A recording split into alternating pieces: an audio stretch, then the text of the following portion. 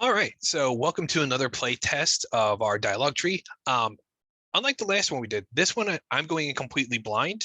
Um, so I don't know exactly how this is going to go out, but we're going to see because this is how our player would approach it. So let's begin. Are you going to read it off again or? Sure, yeah, I can. Okay. All right, so you enter the exhibit for South African artifacts. There are many glass cases filled with interesting cultural effects. The lighting is slightly dim, with compact spotlights focused on the items on display.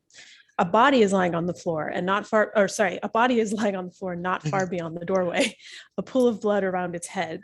Strangely, you notice its face is obscured by a mask that looks like it could have come from one of the exhibits. There's a man standing over the body, a rather elderly gentleman wearing shabby clothes and a cap. He is wringing his hands and looks highly distraught. I will approach him. As you draw nearer, you can hear him lamenting under his breath. Oh, how could I have let this happen? I was supposed to protect him. God, it should have been me. You arrive before him and hesitantly try to get his attention. Hello, who are you? The man jumps as though he hadn't noticed you enter the room. Oh, forgive me. My nerves are all jangled. What a horrible night this has been. You wait, watching him expectantly. The man pulls a stained handkerchief out of his pocket and dabs at his eyes. You wanted my name? It's Henry Fink. I've been assigned to Mr. Kavanaugh's security for as long as I can remember, and my father did the same for his father. Oh, this is just horrible. The absolute worst case scenario. I can't believe it. You don't look like a security guard. You're not even armed. Henry honks into his handkerchief. His nose is large and red. Oh, Mr. Kavanaugh never wanted me carrying around one of those. Said it made him look like some kind of mafia boss. And besides, they're dangerous to keep around. Someone could get hurt. He dabs at his eyes again. I do have some defensive training, but all Mr. Kavanaugh cared about was that he could trust me. Trust was the most important thing. That and family. So how does my character know we can't leave the museum? Would that have been determined earlier? Yeah, so actually, you might not necessarily know this, but this is something that would be revealed to the player through the dialogue. Like, oh, this is part of the setting. You're sort of learning in addition to asking the question. You know what I mean? Yeah.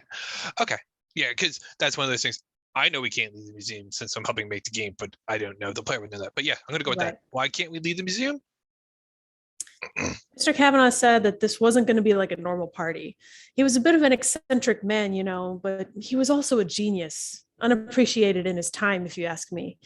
He really wanted us to delve into the experience of his collection instead of just standing around in it with champagne looking pretty.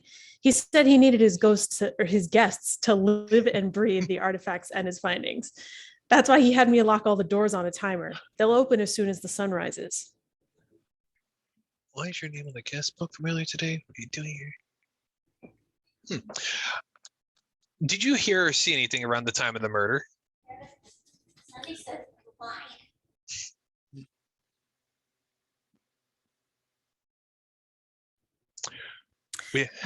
Henry is aghast. Goodness me, no. I was in the security booth for about 3 minutes before the power knocked out. I heard glass shattering. I think in the next gallery over.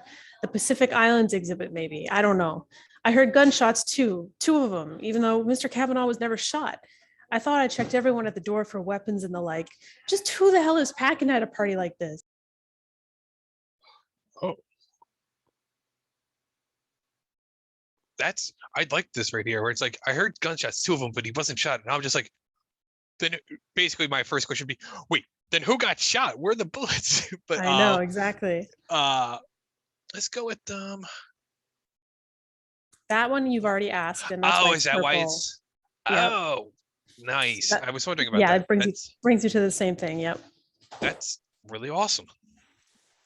Henry looks uncomfortable. That's nothing. Don't worry about it. It has nothing to do with what happened to Mr. Kavanaugh. But Evelyn's name's in the book too. If she was here before the party started, she could have done something to set up for a crime. Henry is horrified. My God, you really think Miss Evelyn is capable of something so horrible? She loved Mr. Kavanaugh, and he loved her in his own way.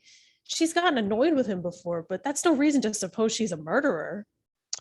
I've met Evelyn. She's no spring chicken. Give you folks too much credit. Anyone is capable of terrible things. If you're hiding something, it can mean, oh, I'm going with this one. Anyone is capable of terrible things. If you're hiding something, it can mean that Carter's murder is never discovered. Do you really want that? Henry's face crumples. Oh, all right, all right. So she was here earlier today. I don't know why. She said she wanted to see Mr. Kavanaugh, but he wasn't here. I was making preparations for the party, setting the lock timers and all that. He was still back at the estate. She told me not to put her name in the book, and I almost listened to her. But at the end of the day, I'm the security man, you know? It's my job to know who's here and when.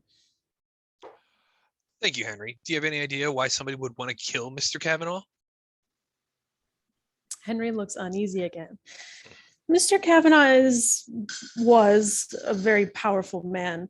He had a lot of friends, but he had just as many enemies. But this party, all the guests were supposed to be people he trusted. Why anyone would want to kill him, I have no idea. Let's see. Things. You're part of the Kavanaugh. Ooh. I'm going to go with the top one. I've heard unsavory things about Kavanaugh. Apparently, they got into some freaky stuff. This is too much for Henry. Oh, no. Listen, I appreciate what you're trying to do looking for Mr. Kavanaugh's murder and all, but I won't stand to hear you slander people I've known for years. Leave an old man to grieve, won't you? And so that is Womp, womp. that constitutes an outcome where you don't get what you want out of the dialogue. So Okay, and that basically means we wouldn't have like the full clues when you bring in the journal. So right, exactly. awesome. So yeah, I failed, and so we'll make some iterations, and we will try this again tomorrow. Thank you for watching. Sounds great. Thank you.